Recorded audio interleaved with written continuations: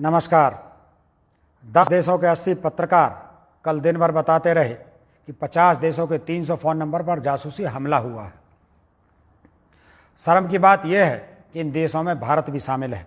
आज पूरी दुनिया में भारत के इतिहास में पहली बार इस नीचता का तमाशा दिखाया जा रहा है। ताज्जुब की बात यह रही कि दुश्मन तो दुश्मन, दोस्तों को भी नहीं छोड़ा गया। और देखने की हालत तो नए नए बने आईटी मंत्री अश्विनी वैष्णव की है, जो दिन भर इंग्लिश में सरकार की बची कुची इज्जत बचाते रहे और शाम को पता चला कि उनकी भी जासूसी की गई। अब आज देखते हैं लंगोटी में लगी आग कैसे छुपाते हैं अश्विनी वैष्णव। ऐसे ही हाल हो रहा है प्रहलाद पटेल का, जिन्हें अभी अभी मंत्री बनाकर सोना बाबू बनाया है। कल तक उनका बीपी भी नॉर्मल होगा, आज का पता नहीं। एक कमजोर दिल का आदमी जिसे ना अपनों पर भरोसा है, ना दोस्तों पर भरोसा है, गुरु पे ना साथियों पे, किसी को नहीं छोड़ा उसने। देश के 40 पत्रकार जो अलग अलग मुद्दों पर मोदी जी की पिटाई करते थे, उनका समझ में आता है। एक पूर्व चुनाव आयुक्त जिन्होंने मोदी जी को चुनाव आयोग पर कंट्रोल करने के विरोध में इस्तीफा दे दिया था, उनका समझ में आता है कि उन्होंने सरकार के कान पर धर के जमाया। एक साजिश की शिकार महिला जज जिसने चीफ जस्टिस पर यौन उत्पीड़न का आरोप लगाया, उसका समझ में आता है कि न्यायपालिका और विधायक के रिश्तों पर उंगली उठा रही थी। राहुल गांधी और उनके साथियों का समझ में आता है कि इन्होंने चौकीदार चोर का नारा दिया, राफेल और पुलवामा पर हमेशा उंगली उठाई, जो आज सही साबित हुई। लेकिन खुद भाजपा के सांसदों की जासूसी क्यों की गई? भाजपाई मंत्रियों के सुरक्षा अधिकारियों की जासूसी क्यों की गई? वर्तमान में जिन्हें मंत्री बनाया गया, उनकी जासूसी पहले ही कर ली गई। भरोसा जांचने की कौन सी परंपरा मोदी जी सेट कर रहे हैं? अब जब खेला खुल गया तो बिल्लियों जैसे मिनमिना रहे हैं, हमने नहीं किया, हमने नहीं किया। सरासर झूठ बोल रहे हैं मोदी जी। द वायर ने रिपोर्ट छापी है कि 37 फोन जिनकी फॉरेंसिक जांच हुई, उनमें से 10 फोन पर हैकिंग साबित हुई है।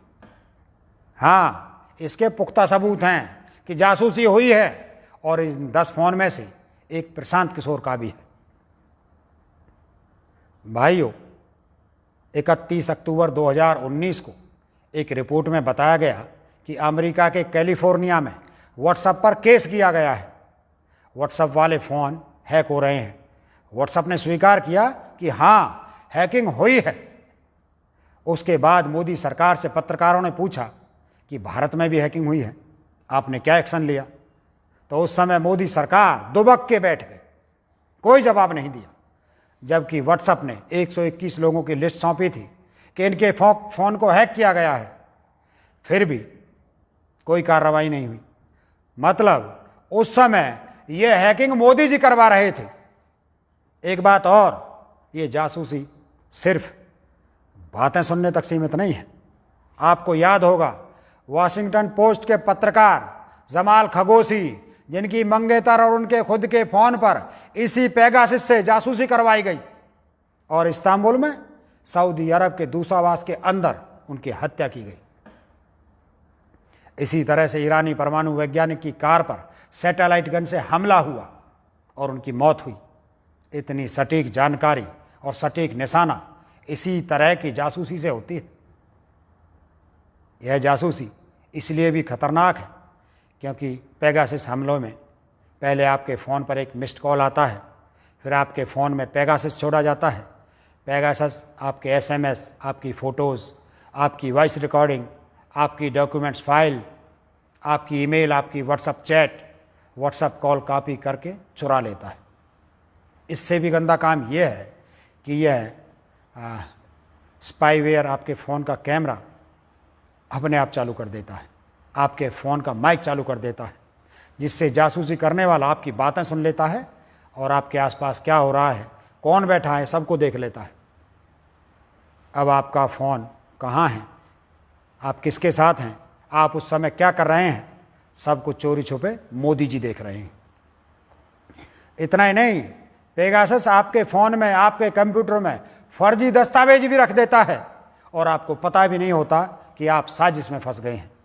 जैसे पुलिस खुद आपके घर में ड्रग्स रखकर उसकी जब्ती बनाकर आपको ड्रग स्मगलर का केस लगाकर जेल में डाल देती है। बस यही हुआ। भारत के प्रसिद्ध समाज सेवी स्टैन स्वामी, प्रोफेसर आनंद तेलटुंडे जैसे लोगों को अपराधी बनाकर सजाएं दी गई। अब बात करें राहुल गांधी की, तो राहुल गांधी ने 2 दिन पहले एक ट्वीट किया कि आजकल लोग क्या पढ़ रहे हैं। उस दिन कुछ समझ में नहीं आया कि इस ट्वीट से वो क्या कहना चाहते हैं, पर आज जब उन्होंने अपने ही ट्वीट को रीट्वीट किया, हम जानते हैं कि वो क्या पढ़ रहे हैं। वो सब कुछ जो आपके फ़ोन में है।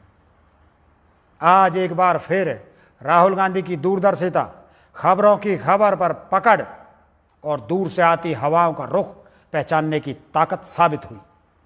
राहुल गांधी देश का इकलौता नेता है जो देश पर आने वाली हर विपदा पहले से समझ लेता है, और आज साबित भी हो गया कि क्यों 2012 से सिर्फ राहुल गांधी को टारगेट किया गया, क्योंकि राहुल गांधी ही मोदी का काल है। ये मोदी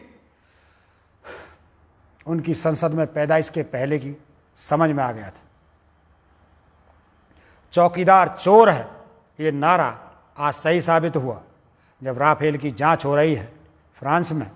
कोविड, चीन का आगे बढ़ना, ऑक्सीजन की कमी, हर जगह राहुल गांधी जी ने मोदी जी को बुद्धू साबित किया। राहुल गांधी कितने खतरनाक हैं, मोदी जी के लिए उसका एक उदाहरण है कि पेगासस प्रोजेक्ट में 50 देशों में सबसे बड़े निशाने में से एक राहुल गांधी थे, जिनके आसपास के 9 लोगों की जासूसी हो रही थी। अब समझ आया कि क्यों राहुल गांधी की इमेज खराब की गई, क्यों उनको गलत साबित किया जाता है, क्यों उनके वीडियो एडिट करके गलत वीडियो बनाया जाता है, क्यों सारा हमला राहुल गांधी पर किया जाता है। ये कारण अब साफ है कि मोदी जी राहुल गांधी से डरते हैं, इसीलिए सरकारी तंत्र और ताकत का गलत इस्तेमाल करके गैर कानूनी तरीके से राहुल गांधी और उनकी टीम की जासूसी करवाते हैं। हमारे मोदी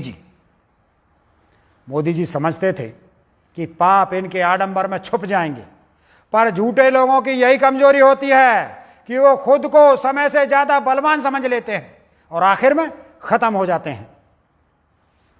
अब आप समझिए कि मोदी जी कितने कमजोर और छिछोरे हैं। एक सड़प छाप टपोरी जितनी हैसियत है इनकी और सिर्फ पैसे की दम पर बनाई इमेज से चुनाव जीत लिया, लेकिन घटियापन, निमनता और अपराधी मानसिकता वाले मोदी जी वही किया जितनी इनकी हैसियत है। जब ये सॉफ्टवेयर आपके व्हाट्सएप कॉल और चैट भी रिकॉर्ड कर लेता है, फ़ोन की सर्च हिस्ट्री भी निकाल लेता है, तो इतना खतरनाक सॉफ्टवेयर मोदी जी ने क्यों खरीदा और ऐसा क्या कारण था, ऐसी क्या ज़रूरत थी जो अपने ही देश के लोगों की जासूसी करवाई गई। क्या इतना डर है आपको इन पत्रकारों से, रिटायर्ड अधिकारियों से, विपक्ष के नेताओं से और इनके आसपास के लोगों से कि आप चोरी से उनकी बातें सुनोगे, उनके एसएमएस पढ़ोगे, उनके कैमरा से उनके बेडरूम में झांकोगे? नहीं मोदी जी, बहुत बड़ी गलती कर दी आपने। खुद को तो आप ख़त्म समझो, लेकिन देश की छवि खराब करने की जो सज़ा आपको दी जाए वो कम है। अब सिर्फ गांधी परिवार नहीं बल्कि पत्रकारों की जानकारी देने वालों की जान को भी खतरा है, और ये खतरा आपने पैदा किया है। हिसाब तो आपको देना पड़ेगा मोदी जी, हिसाब तो देना पड़ेगा। अब देश में किसी पत्रकार की या विपक्षी नेता पर कोई हमला होता है तो उसके जिम्मेदार खुद मोदी जी होंगे और सज़ा भी भोगेंगे। जय हिंद।